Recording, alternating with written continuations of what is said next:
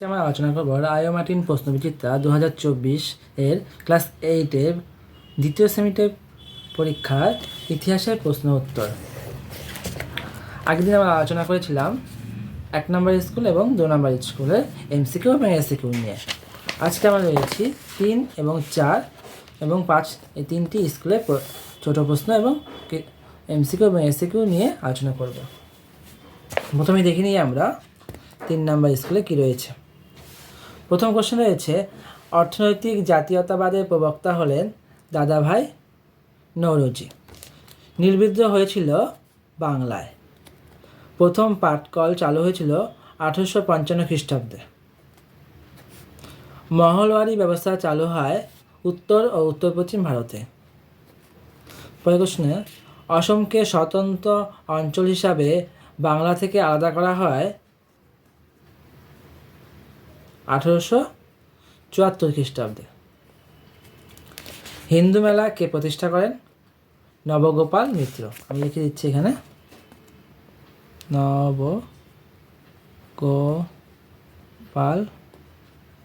মিত্র। তারপরে প্রশ্ন কী রয়েছে, কত খ্রিস্টাব্দে আইন করে সংবাদপত্র স্বাধীনতা খর্ব করা হয়? 1904 খ্রিস্টাব্দে আইন করে সংবাদপত্র স্বাধীনতা খর্ব করা হয়। দিকু কাদের বলা হয়? উত্তরটা রয়েছে তোমাদের টেক্সট বইয়ের 84 নম্বর পৃষ্ঠা।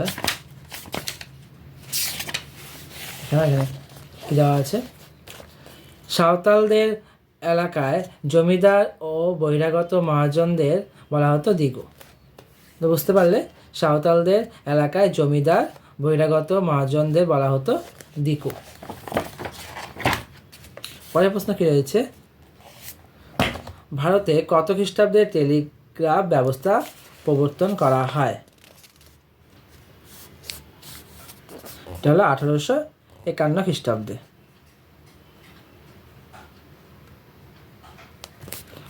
পরের কোশ্চেন, বারাসাত বিদ্রোহের সময় কে বাদশাহ উপাধি নিয়েছিলেন?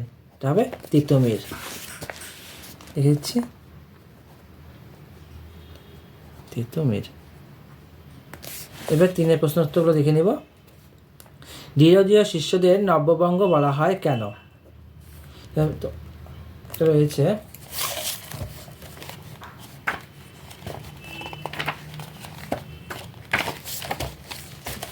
দেখে নাও। 19 শতকের প্রথমার্ধে হিন্দু কলেজের অধ্যাপক হেনরি লুই ভিভিয়ান ডিরোজিও এর অনুগামীদের ইয়ং বেঙ্গল বা নব্যবঙ্গ সম্প্রদায় বলা নামে পরিচিত।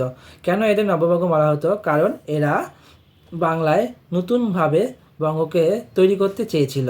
কারণ হিন্দু সমাজ থেকে প্রচলিত ধর্মীয় সামাজিক গোড়ামি কুসংস্কার বিরোধিতা করে তারা একটা নতুন বঙ্গল বা বঙ্গ তৈরি করতে চেয়েছিল, তাই তাদের নাম বলা হয়েছিল নব্যবঙ্গ।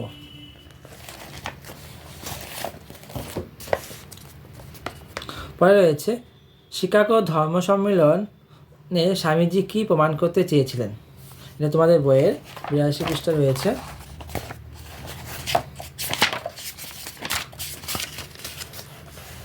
দেখে নাও। 1893 খ্রিস্টাব্দে রামকৃষ্ণের শিষ্য স্বামী বিবেকানন্দ শিকাগো ধর্ম সম্মেলনে যোগ দেন। সেখানে তিনি সহজভাবে ও ভাষায় ভারতীয় দর্শন ও হিন্দু ধর্মের শ্রেষ্ঠত্ব প্রমাণের চেষ্টা করেন। তারপরে কোশ্চেন কী রয়েছে দেখো, ভারতীয় জাতীয় কংগ্রেসের প্রথম অধিবেশন কবে কোথায় অনুষ্ঠিত হয়েছিল? 97 পৃষ্ঠা রয়েছে।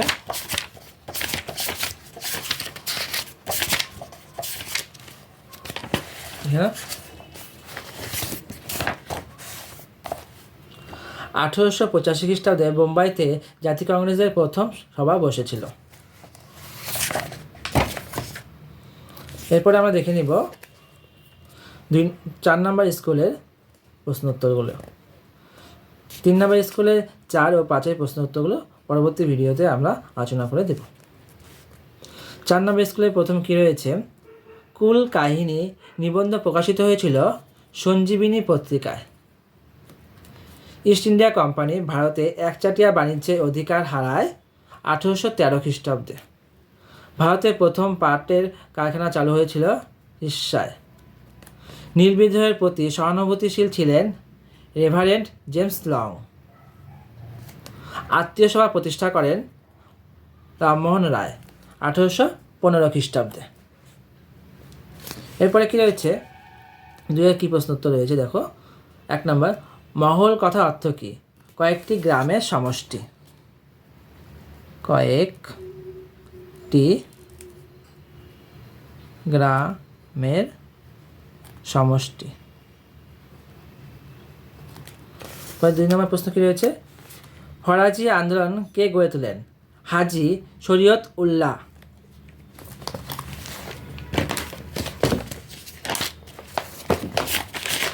3 নম্বর প্রশ্ন উত্তর কী রয়েছে, মাদ্রাসে প্রেসিডেন্সিতে কার নেতৃত্বে বিধবা বিবাহ আন্দোলন শুরু হয়েছিল? উত্তর দেখে নাও, বীরেশ লিঙ্গম পান্তলুর নেতৃত্বে বিধবা বিবাহ আন্দোলন শুরু হয়েছিল মাদ্রাস প্রেসিডেন্সিতে। কি উত্তর দিয়ে একবার দেখে নাও, বীরেশ লিঙ্গম পান্তলুর নেতৃত্বে। 4 নম্বর প্রশ্ন করে, সত্যশোধক সমাজকে প্রতিষ্ঠা করেন? জ্যোতিরাও ফুলে। 5 নম্বর করেছে, সতীদাহ প্রথা কে নিষিদ্ধ করেন? 1829 খ্রিস্টাব্দে লর্ড বেন্টিং। এরপরে 3 নম্বরের প্রশ্ন উত্তরগুলো দেখে নাও। সূর্যাস্ত আইন কি? তোমাদের বইয়ে 55 নম্বর পৃষ্ঠায় রয়েছে।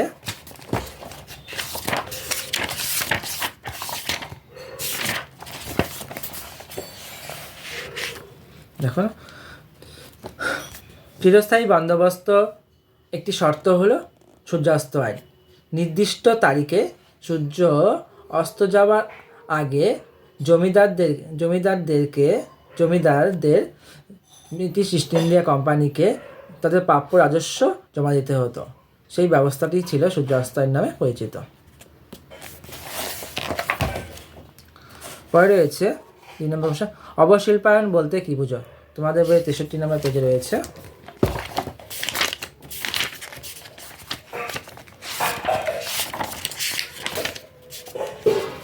দেখে নাও।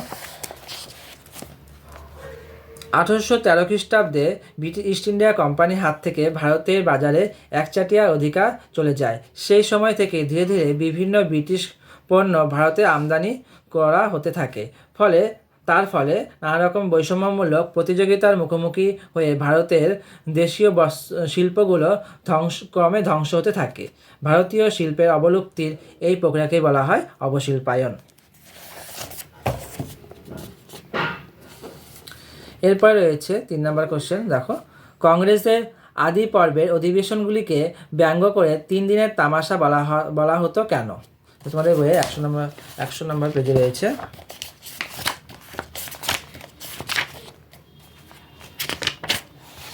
দেখো, প্রথম 2 দশকের কার্যকলাপের নিরিখে বিচার করলে কংগ্রেসের আদি পর্বের নেতৃত্বকে নরমপন্থী বলে চিহ্নিত করা যায়। সেই সময় কংগ্রেসের কার্যক্রমের ছিল বার্ষিক অধিবেশন কেন্দ্রিক। তাকে ব্যঙ্গ করে 3 দিনের তামাশা বলা হতো, কারণ বিভিন্ন প্রতিনিধি ওই সব অধিবেশনে নানা রকম বক্তব্য প্রস্তাব পেশ করতেন। সবশেষে তার মধ্যে কিছু প্রস্তাব গ্রহণ করে অধিবেশন শেষ হতো। তবে বছরভর সব গৃহীত প্রস্তাবগুলি নিয়ে জাতীয় স্তরে আন্দোলনে সংগঠিত হওয়ার মতো উদ্যোগ দেখা যেত না। সেই কারণেই একে বলা হয়েছে 3 দিনের তামাশা।